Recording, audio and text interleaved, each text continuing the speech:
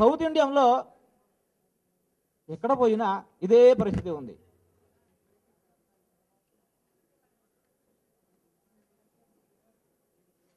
ఎంతమందికి వివాహ ఆపోతుంది? అందరికీ లేవు. అందరికీ లేవు, కొన్ని మందులకు వివాహం ఆపోతుంది.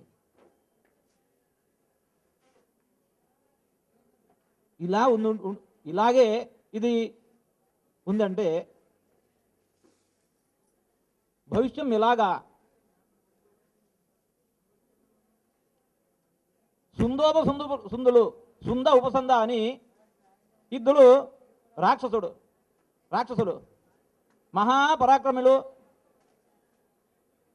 బ్రహ్మదేవుడు దగ్గర పోయి వరం తీసుకున్నారు, మాకు మరణమే వద్దు అని.